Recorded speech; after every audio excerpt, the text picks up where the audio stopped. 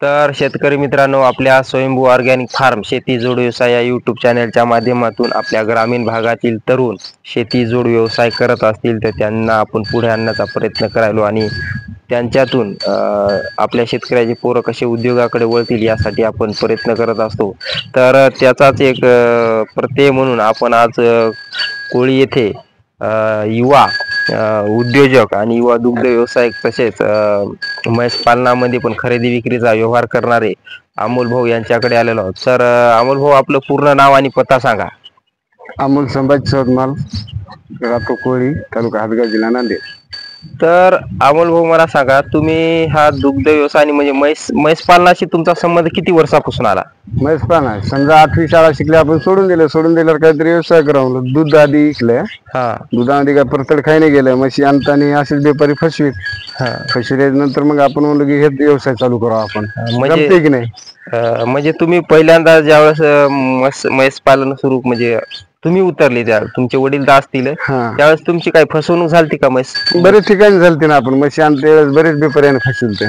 मग त्याचं आपलं म्हणणं झालं की बा आपण फसवतो तर आपणच घेऊन फावणी का जमते की नाही आपल्याला. तर जमलं, चालत चालू. तर मग आता हे चालू केलं 10 वर्ष झाली. 10 वर्षापासून म्हणजे तुम्हाला म्हैस पालनातला आता पूर्ण अनुभव आला. टोटल अनुभव आहे समजा. तर शेतकरी मित्रांनो, हे बघू शकता, यांचं 10-15 वर्षापूर्वीच बांधलेले शेड आहे आणि हे यांचा हा परिसर, ही शेती बघू शकता.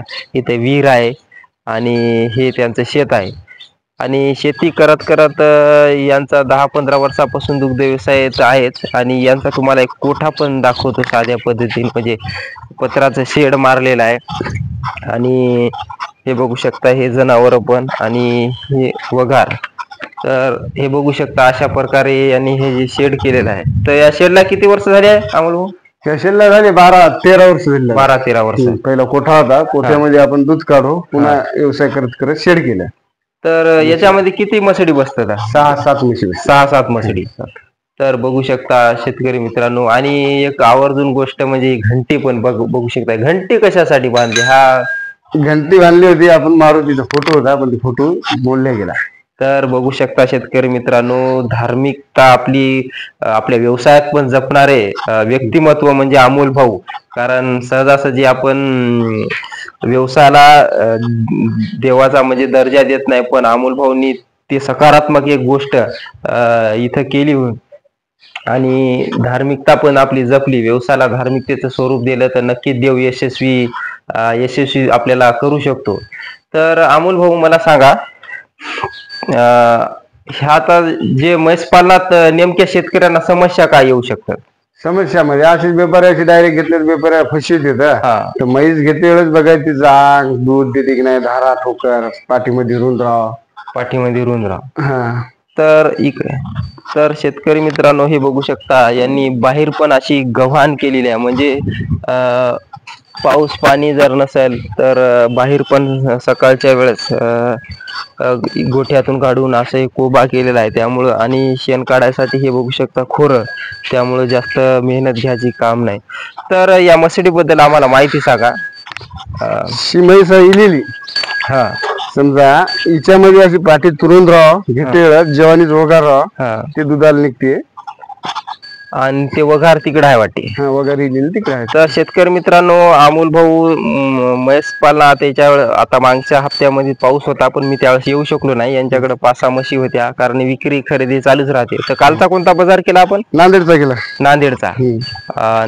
असे किती बाजार करता तुम्ही? 3 बाजार करतो का, नांदेड, कामठाफाटा, उमरखेड, खामगाव. आणि वाहन स्वतःच आहे वाटते? स्वतःची गाडी आहे. स्वतःची गाडी म्हणजे आपण हे व्यवसाय करायला म्हणून गाडी स्वतः. आणि या मसडी बद्दल माहिती सांगा. शेवय जाफर 100%. आणि काय गाभण आहे की इलेली आहे? आता हिचे राहिले 7 ते 8 दिवस. हे म्हैस दुधाला चांगली निघते, जाफर गावराणीपेक्षा, मुरापेक्षा. म्हशी आपल्या इकडे कमी प्रमाणात भेटते. बरं, मग आता हिची किंमत काय आपण सांगू शकतो? हिची किंमत आपण सांगतो एरी 85,000, पण द्यायची 75,000. असं का? म्हणजे शेतकरी जर चांगला बाळगणार असला तर आपण 75,000. आणि या मसडीची किंमत काय सांगता? तिची 65,000 रुपये. तिची 65,000 आहे. 3 लिटर दूध आहे. 3 लिटर दूध देते. तर नक्कीच शेतकरी मित्रांनो हे बघू शकता. आणि हे तुमचे सहकारी का? हे आपले सहकारी आहेत. हो ना. आता व्यवसाय करायचा म्हणल्यावर 2 जण माणसं लागतातच. आणि यांचं नाव काय? विलास साहेबराव माने. असं का? तुम्ही अमोल भाऊ सोबत किती महिन्यापासून? 5-6 वर्ष. 5-6 वर्ष. 5-6 वर्षापासून. तुम्हाला पण मग बराच म्हैस पालनातला अनुभव आला असा.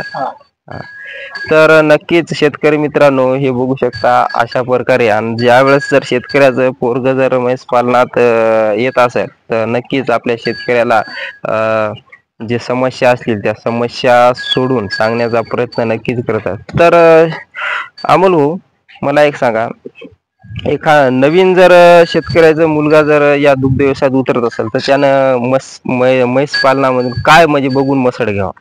म्हशीचं रंगरूप बघाव. मसड कवळ्या कतीची पाहिजे, तशी कवळ्या जाड कतीची घ्यायची नाही म्हैस. माग पाठीमाग 1.5 हात आपली रुंद राहावं आणि खालच्या नसाच्या हाता ते टोकर राहावं. त्याच्यात दूध म्हैस देते. आता बेपारी काय करते, कोणते पिल्लू लावून देते, कोणती अंगपडी देते. मग आपल्या शेतकऱ्याचं पोरगे एकदा आणतील पुन्हा मग ते आणायची नाही. नको म्हशीमध्ये आपण फसते वेळेस आधी एखाद्याची माहिती घ्यावं, मग म्हैस घ्यावं. तोच करतो जेणेकरून आपल्या जवळल्या माणसाचीच म्हैस घ्यावं. घरगुती शेतकऱ्याची बाजारामध्ये फसवेगिरीच आहे 100%. तर मग अशा शेतकऱ्याच्या मुलांना जर तुमच्याकडून माहिती घ्यावी असेल तर त्यासाठी तुमचा नाव, पत्ता आणि मोबाईल नंबर एकदा सांगा. अमोल संभाजी चोडमाल, कोळी, तालुका हातगाव, जिल्हा नांदेड. मोबाईल नंबर घ्या 9096946064. तर नक्कीच शेतकरी मित्रांनो जर तुम्हाला दुग्ध व्यवसायामध्ये म्हैस पालनामध्ये फसवणूक जर करायची नसेल तर नक्कीच अमोल भाऊला तुम्ही फोन करू शकता. कारण आपल्या शेतकऱ्याचा मुलगा जर हे व्यवसाय करत असेल तर तो नक्कीच तुम्हाला खरी माहिती 100% सांगणार, यात काही वाद नाही. तर नक्कीच जर आपल्या चॅनलवर कोणी नवीन असाल तर चॅनलला सबस्क्राईब आणि व्हिडिओला लाईक करा. जय जवान जय किसान.